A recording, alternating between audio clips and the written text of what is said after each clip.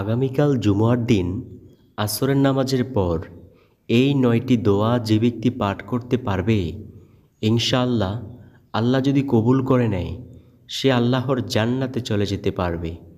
প্রিয় দর্শক, আজকের ভিডিওটি প্রতিটি মুমিন মুসলমানের জন্য খুবই জরুরি। কারণ আজকের ভিডিওটি যদি আপনি সম্পূর্ণ ধৈর্য সহকারে দেখেন, আপনি জানতে পারবেন কোন সেই ৯টি দোয়া। তো আমার বিশ্বাস, যে ব্যক্তি চায় যে জান্নাতে যেতে, সে আজকের ভিডিওটি অবশ্যই সম্পূর্ণ দেখবে এবং এইখান থেকে প্রতিটি দোয়াকে সুন্দরভাবে শিখে পরবর্তীতে সে নিয়মিত এই দোয়াগুলো পাঠ করবে ইনশাআল্লাহ। রব্বুল আলামিন বলেন, আমি তোমাদের জন্য এমন জান্নাতকে বানাইছি যেই জান্নাত সম্পর্কে তোমরা কোনোদিন কল্পনাও করনি, চোখেও দেখনি। সুবহানাল্লাহ। জান্নাতের সৌন্দর্য সম্পর্কে নবীজি সাল্লাল্লাহু আলাইহি ওয়াসাল্লাম বলেন, জান্নাতের প্রতিটা ইট হবে স্বর্ণের। আল্লাহু আকবার। প্রিয় দর্শক, যদি ওই সৌন্দর্যময় জান্নাতে যেতে চান, তাহলে এই ৯টি দোয়া বেশি বেশি পরিমাণে পাঠ করবেন। ইনশাআল্লাহ আল্লাহ আপনাকে অবশ্যই জান্নাত দান করবেন ইনশাআল্লাহ। নবীজি সাল্লাল্লাহু আলাইহি ওয়াসাল্লাম বলেন, উম্মত শোনো, জান্নাতের মধ্যে সবচেয়ে বড় নিয়ামত হলো জান্নাতের মধ্যে তোমরা তোমাদের প্রভুকে দেখতে পাইবে। সুবহানাল্লাহ। রব্বুল আলামিন সব জান্নাতবাসীদেরকে জান্নাতের মধ্যে ঢুকাইয়া এইবার বলবেন, ও জান্নাতীরা, আমি কি তোমাদের সাথে যত রকমের ওয়াদা দিয়েছিলাম সব ওয়াদা পূরণ করতে পেরেছি? জান্নাতীরা বলবে, আল্লাহ, আপনি অবশ্যই সব কিছু পূরণ করেছেন, তবে একটি ওয়াদা আজও আপনি পূর্ণ করেন নাই। আল্লাহ তাআলা বলবেন, সেটা কি ওয়াদা? যদিও আল্লাহ তাআলা জানেন। তখন জান্নাতবাসীরা বলবে, আল্লাহ, আপনি আমাদেরকে বলেছিলেন যে জান্নাতে আপনার দ্বিধার আমরা লাভ করতে পারব। কই আল্লাহ, আজও পর্যন্ত তো আপনাকে দেখতে পারলাম না। আল্লাহ তাআলা বলবেন, ও আমার জান্নাতবাসী বান্দাবান্দিরা শোনো, আমি আল্লাহ কখনোই ওয়াদা বরখেলাফ করি না। যাও, আমি আল্লাহ আজকে তোমাদের সাথে দেখা দিব।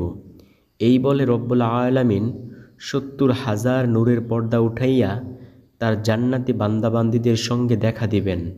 নবীজি সাল্লাল্লাহু আলাইহি ওয়াসাল্লাম বলেন, পূর্ণিমার আকাশের রাতের চাঁদ যতটা স্পষ্ট দেখতে পায় মানুষ, এর চেয়েও কোটি কোটি কোটি গুণ স্পষ্টভাবে রব্বুল আলামিনকে দুনিয়ার মানুষ দেখতে পাইবে। সুবহানাল্লাহ। আল্লাহু আকবার। তাই প্রিয় দর্শক, যদি জান্নাতে যে মহান মালিককে দেখতে চান, তাহলে অবশ্যই বেশি বেশি এই ৯টি দোয়া পাঠ করুন।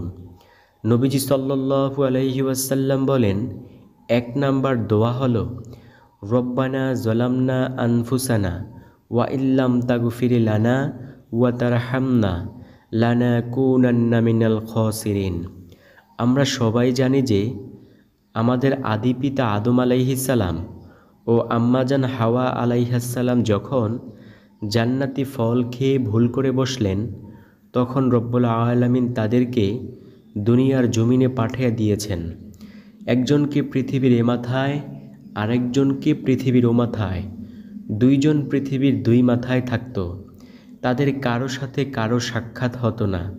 দীর্ঘ ৩৫০ বছর তারা অঝোর ধারায় কান্না করেছে। ৩৫০ বছর ধরে তারা শুধু বলতো, রব্বানা যালামনা আনফুসানা ওয়া ইল্লাম তাগফির লানা ওয়া তারহামনা লানাকুনান্না মিনাল খাসিরিন। দয়াময় রব্বুল আলামিনের কাছে এই আমলটা এতটাই পছন্দ হয়েছে যে রব্বুল আলামিন এই আমলের বরকতে তাদের এই গুনাহ ক্ষমা করে দিয়েছেন। সুবহানাল্লাহ। এবং রব্বুল আলামিন পবিত্র কুরআনুল কারীমের মধ্যে একটি আয়াত হিসেবে এটাকে দিয়ে দিয়েছেন। তাই প্রিয় দর্শক, আমরাও যদি গুনাহের কাজ করার পর বলতে পারি, রব্বানা যালামনা আনফুসানা ওয়া ইল্লাম তাগফির লানা ওয়া তারহামনা লানাকুনান্না মিনাল খাসিরিন, ইনশাআল্লাহ আমাদের গুনাহগুলো আল্লাহ তাআলা ক্ষমা করে দিবেন। যেমনিভাবে আদম আলাইহিস সালাম ও ও আম্মাজান হাওয়া আলাইহাসসালামের ভুলকে আল্লাহ তাআলা ক্ষমা করে দিয়েছেন। সুবহানাল্লাহ, আল্লাহু আকবার। আদম নবী আফসোস করে বলে, হায়রে কপাল, আমি আদম একটা ভুল করার কারণে আমার স্ত্রী থেকে আমাকে আলাদা করে দেওয়া হয়েছে দীর্ঘ 350 বছর। আর আখির জামানায় এমন একজন নবী আসবে, ওই নবীর উম্মতেরা যদি জিন্দিগি ভর ভুল করে তারপরেও তাদের থেকে তাদের স্ত্রীকে আলাদা করবেন না আল্লাহ তাআলা। এটা হলো আখির নবীর বরকত। সুবহানাল্লাহ, আল্লাহু আকবার। তো প্রিয় দর্শক, এই দোয়াটা অবশ্যই বেশি বেশি পরিমাণে পাঠ করব। দ্বিতীয় নাম্বার যেই দোয়ার কথা বলবো, সেই দোয়াটা হলো, কোনো ব্যক্তি যদি চায় যে দুনিয়ার কল্যাণ ও আখিরাতের কল্যাণ, সে যেন বেশি বেশি পরিমাণে পাঠ করে রব্বানা আতিনা ফিদ দুনিয়া হাসানাতাও ওয়া ফিল আখিরাতি হাসানাতাও ওয়া কিনা আযাবান্নার, তাহলে সে দুনিয়া ও আখিরাতের কল্যাণ অবশ্যই পেয়ে যাইবে। দুনিয়ার কল্যাণ বলতে সব ভালো কাজকে বোঝায়। টাকা পয়সা নাই, আপনার টাকা পয়সা আল্লাহ তাআলা দান করবেন, এটাও কিন্তু দুনিয়ার কল্যাণ। আপনাকে আল্লাহ তাআলা হেদায়াত দান করবেন, এটাও কিন্তু দুনিয়ার কল্যাণ।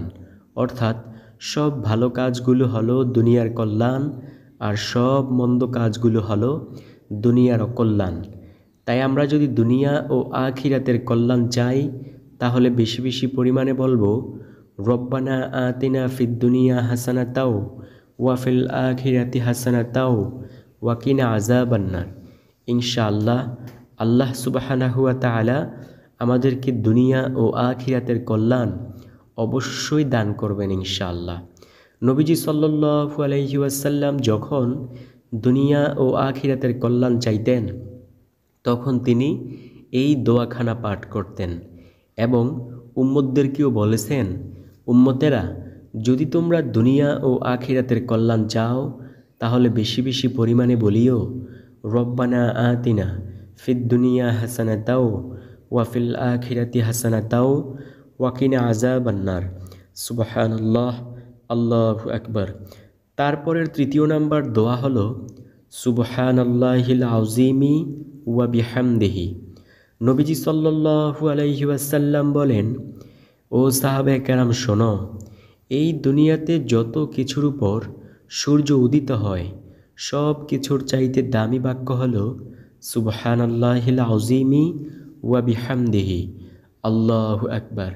তো প্রিয় দর্শক, আজকের পর থেকে আমরাও বেশি বেশি পরিমাণে পাঠ করব সুবহানাল্লাহিল আযীমি ওয়া বিহামদিহি। ইনশাআল্লাহ আল্লাহ আমাদেরকে অবশ্যই উত্তম প্রতিদান দান করবেন ইনশাআল্লাহ। নবীজি সাল্লাল্লাহু আলাইহি ওয়াসাল্লাম বলেন, কোনো ব্যক্তি যদি 100 বার বলে সুবহানাল্লাহিল আযীমি ওয়া বিহামদিহি, তাহলে তার গুনাহের পরিমাণ যদি সমুদ্রের ফেনারাশির সমতুল্য হয়ে থাকে, তারপরেও রব্বুল আলামিন সেই গুনাহগুলোকে ক্ষমা করে দিবেন। সুবহানাল্লাহ। তাই প্রিয় দর্শক, অবশ্যই বেশি বেশি পরিমাণে বলবো সুবহানাল্লাহিল আযীমি ওয়া বিহামদিহি। ইনশাআল্লাহ রব্বুল আলামিন আমাদের গুনাহগুলোকে ক্ষমা করে দিবেন ইনশাআল্লাহ। চতুর্থ নাম্বার যেই দোয়ার কথা বলবো, সেই দোয়াটি হলো রব্বির হামহুমা কামা রব্বায়ানি সগীরা। এটা বেশি বেশি বলবেন। আপনার পিতামাতা আপনাকে কত সুন্দর করে, কত কষ্ট করে লালন পালন করেছে, তাই না? আপনার প্রতি আপনার পিতামাতার হক হলো আপনার পিতামাতা আপনার জন্য দোয়া করবেন। আবার আপনার পিতামাতার প্রতি আপনার হক হলো আপনি আপনার পিতামাতার জন্য দোয়া করবেন। নবীজি সাল্লাল্লাহু আলাইহি ওয়াসাল্লাম সেই দোয়াখানা শিখিয়ে দিয়েছেন। নবীজি বলেন, উম্মত বলো রব্বির হামহুমা কামা রব্বায়ানি সগীরা। এটা বলো, তাহলে তোমাদের পিতামাতার জন্য দোয়া করা হয়ে যাইবে। প্রিয় দর্শক, সন্তানের দোয়া পিতামাতার জন্য অবশ্যই কবুল হবে। আবার পিতামাতার দোয়া সন্তানের জন্য অবশ্যই রব্বুল আলামিন কবুল করবেন। তাই বেশি বেশি পরিমাণে বলবো রব্বির হামহুমা কামা রব্বায়ানি সগীরা। যারা এতিম রয়েছেন, মা নাই বাবাও নাই দুনিয়ার মধ্যে, তারা কিন্তু অনেক দামি। তারা বেশি বেশি পরিমাণে বলবেন রব্বির হামহুমা কামা রব্বায়ানি সগীরা। আপনার পিতামাতা আপনার দিকে সারাক্ষণ শুধু চেয়ে থাকেন, আহারে আমার সন্তানটা যদি আমার প্রতি একটু দোয়া করত, তাহলে তো আমার জীবনটা কত সুন্দর হইতো কবরের জিন্দেগিতে। নবীজি সাল্লাল্লাহু আলাইহি ওয়াসাল্লাম হাদিসের মধ্যে বলেন, এক ব্যক্তি মারা গেল, মারা যাওয়ার পূর্বে তার স্ত্রীর গর্ভে একটি সন্তান রেখে গেছে। ওই স্ত্রীকে সে অনুরোধ করে গিয়েছে, যদি এই সন্তানটা ছেলে সন্তান হয় তাহলে তাকে দ্বীনের রাস্তায় দিয়ে দিতে, অর্থাৎ মাদ্রাসার লাইনে পড়াতে। তো যেই কথা সেই কাজ, ওই সন্তানটি আল্লাহ তাআলার ফজলে করমে ওই সন্তানটি ছেলে সন্তান হলো। ওই ছেলে সন্তানকে যখন মাদ্রাসার মধ্যে দিয়ে দেওয়া হলো, ওই ছেলে সন্তান যখন মাদ্রাসার মধ্যে পড়ল, বিসমিল্লাহির রহমানির রহিম, আল্লাহ রব্বুল আলামিন সাথে সাথে ওই ফেরেশতাদেরকে ডেকে বললেন, ও আমার ফেরেশতারা, আমার এই বান্দার কবরে আর জাহান্নামের আগুন জ্বালাইও না। ফেরেশতারা, এই বান্দাটা দুনিয়াতে তার একটা নেককার সন্তান রাইখা আসছে, ওই সন্তান বলেছে আমি নাকি রহমান, আমি নাকি রহিম। ও ফেরেশতারা, যেহেতু সে আমাকে বলেছে আমি অতি দয়ালু, আমি দয়ালু হিসাবেই তার পিতার কবর আযাবকে মাফ করে দিলাম। সুবহানাল্লাহ। প্রিয় দর্শক, এই সন্তানের দোয়া পিতামাতার জন্য অবশ্যই কবুল হবে। তাই মৃত পিতামাতার জন্য অথবা জীবিত পিতামাতার জন্য বেশি বেশি পরিমাণে বলবো রব্বির হামহুমা কামা রব্বায়ানি সগীরা। পঞ্চম নাম্বার যেই দোয়ার কথা বলবো সেই দোয়াটি হলো আল্লাহুম্মা জাআলনি ফি আইনি সগীরাও ওয়া ফি আয়ুনিন নাসি কাবীরা।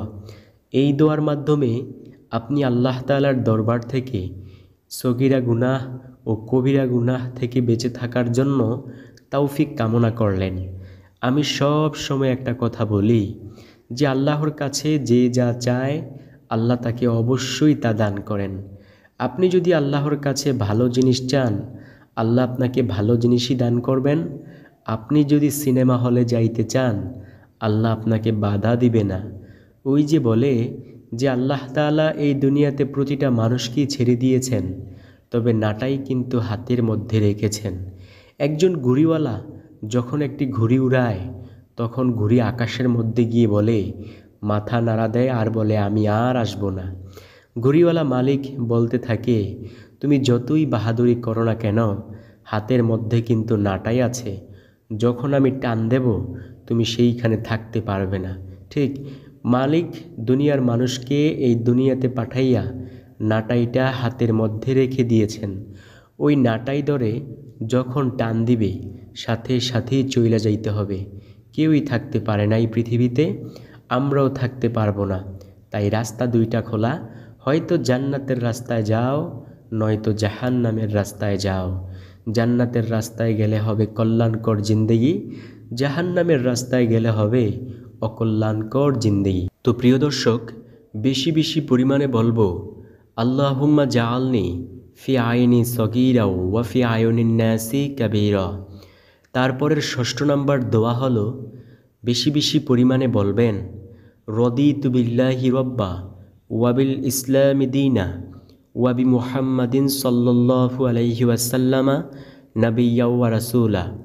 নবীজি সাল্লাল্লাহু আলাইহি ওয়াসাল্লাম বলেন, যে ব্যক্তি বলবে রদিতু বিল্লাহি রব্বা, অর্থাৎ আমি আল্লাহ তাআলাকে রব হিসেবে, ওয়াবিল ইসলামি দীনা, ইসলামকে ধর্ম হিসেবে, ওয়াবি মুহাম্মাদিন সাল্লাল্লাহু আলাইহি ওয়াসাল্লামা নাবিয়্যা ওয়া রাসূলা, নবী মুহাম্মদ সাল্লাল্লাহু আলাইহি ওয়াসাল্লামকে নবী ও রাসূল হিসেবে পেয়ে সন্তুষ্ট। নবীজি বলেন, তার জন্য আল্লাহর জান্নাত অবধারিত হয়ে যায়। সুবহানাল্লাহ। তাই বেশি বেশি পরিমাণে বলবো রদিতু বিল্লাহি রব্বা ওয়াবিল ইসলামি দীনা ওয়াবি মুহাম্মাদিন সাল্লাল্লাহু আলাইহি ওয়াসাল্লামা নাবিয়্যা ওয়া রাসূলা। ইনশাআল্লাহ আল্লাহ আমাদেরকে জান্নাত দান করবেন। তারপরের যেই সপ্তম নাম্বার যেই দোয়া, সেই দোয়াটা হলো বেশি বেশি পরিমাণে বলবো আস্তাগফিরুল্লাহ রব্বি মিন কুল্লি জামবি ওয়া আতুবু ইলাইহি লা হাওলা ওয়ালা কুওয়াতা ইল্লা বিল্লাহিল আলিয়্যিল আযীম। দেখেন প্রিয় দর্শক, নবীজি সাল্লাল্লাহু আলাইহি ওয়াসাল্লাম বলেন, বেশি বেশি পরিমাণে ইস্তিগফার করলে রব্বুল আলামিন তোমাদের বিপদ আপদ, বালা মুসিবত সব কিছু দূর করে দেবেন। তাই বেশি বেশি পরিমাণে আমরা অবশ্যই ইস্তিগফার পাঠ করব। অষ্টম নাম্বার যেই দোয়ার কথা বলবো, সেই দোয়াটিও দামি একটি দোয়া।